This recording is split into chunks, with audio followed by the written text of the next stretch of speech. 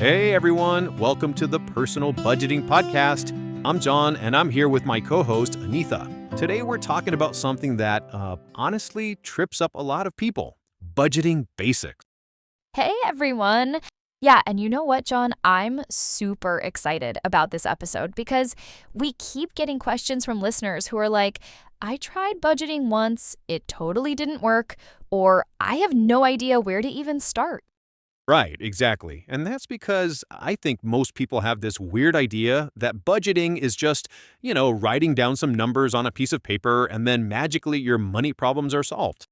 Oh my gosh, yes, or they think it means like never having fun again. Exactly. The whole budgeting means I can't spend money on anything enjoyable thing. But it's actually way more strategic than that. So today we're breaking down what budgeting really means and some practical steps you can actually use. Totally. So, Anitha, wait, I'm John. You're Anitha. I am Anitha, yes. Sorry, brain fog moment there. So, Anitha, let's start with the basics. What does budgeting actually mean? Because I think people have this misconception. Yeah, so budgeting is really, it's two things. It's tracking where your money goes and then deciding where you want it to go. That's it. Like, it's not about restriction, it's about clarity and intention. Right. So it's about understanding your income, your spending, your commitments, and then having the power to make changes that actually align with what you want. And here's the thing that trips people up.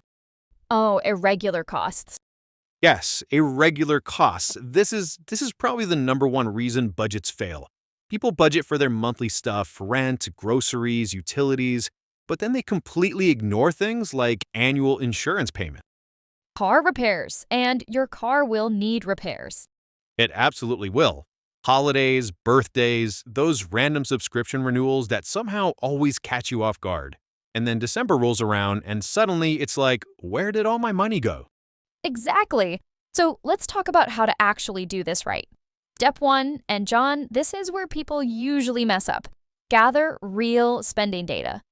Real data, not guesses. You need to look at your actual transaction history. And I mean, look at least 6 months, but ideally a full year because you want to capture all those irregular expenses we just talked about. And you know what's great? Most banking apps make this pretty easy now. You can use your bank app, or there are these account aggregation tools, or honestly, if you're into spreadsheets like John, I do love a good spreadsheet, not gonna lie. you can export everything and manually categorize. So when you're categorizing, think about housing, bills, transport, food, insurance, subscriptions. Oh my God, the subscriptions, The subscription audit is so real. It's like, where did all these come from? right? Savings, entertainment. And the key here is being honest about what you're actually spending, not what you think you should be spending. Right. So that's step one. Step two is this is where it gets interesting. Reflect and plan. After you've looked at your actual spending, you get to decide where you want your money to go going forward. Yeah, and this is about aligning your spending with your goals. Maybe you want to save more or pay down debt or build an emergency fund or, finally take that vacation you keep talking about. Exactly. But here's the critical thing. And Anitha, you always hammer this point home. You have to include reasonable discretionary spending. I do because, look, a budget that's too restrictive will not last. If you tell yourself you can never eat out or never buy anything fun, you're basically setting yourself up to fail. It's like financial crash diet. Oh, that's such a perfect analogy. Yeah, sustainability is everything. Okay, so step three, track and adjust. This is where you find out if your plan actually works in real life. Right, so you need to track your spending regularly and compare it with your plan targets. And use tools that actually suit you. Apps if you're into tech, spreadsheets, pen and paper, envelope systems. Envelope systems are so underrated, like cash in physical envelopes labeled groceries and entertainment. They totally are. And here's what I want everyone to remember.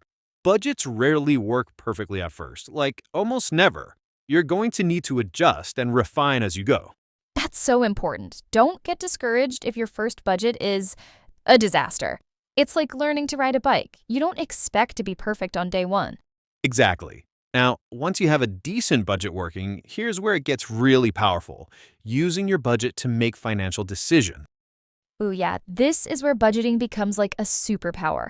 You can evaluate things like housing upgrades, car purchases, new subscriptions, increasing your savings.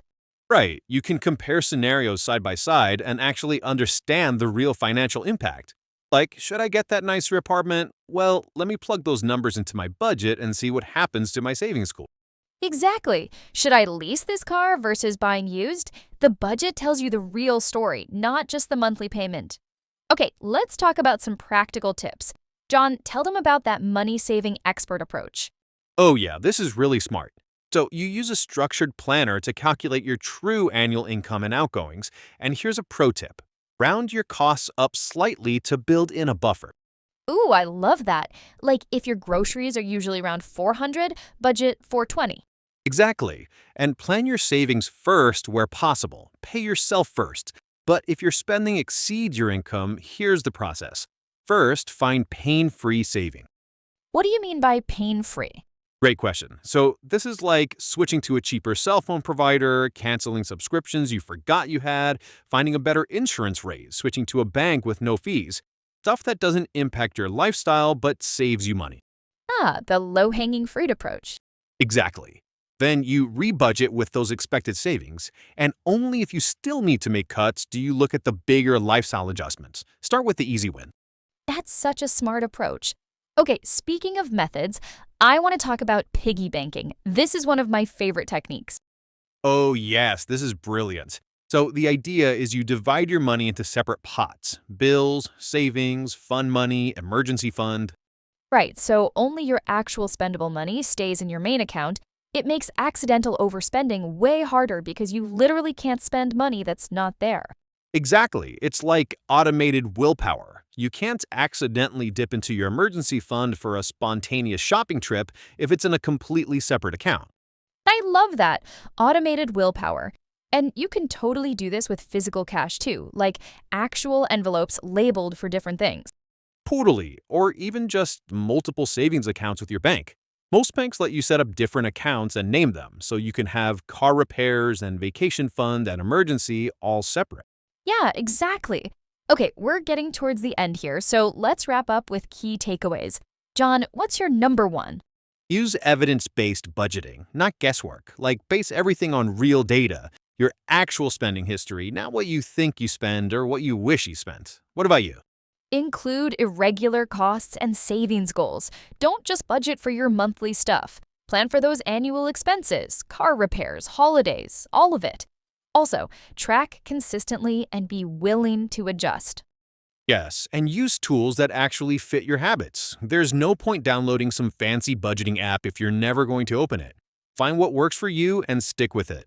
Right. And the big one, align your spending with your priorities. That's really what this is all about, making sure your money actually reflects what matters to you.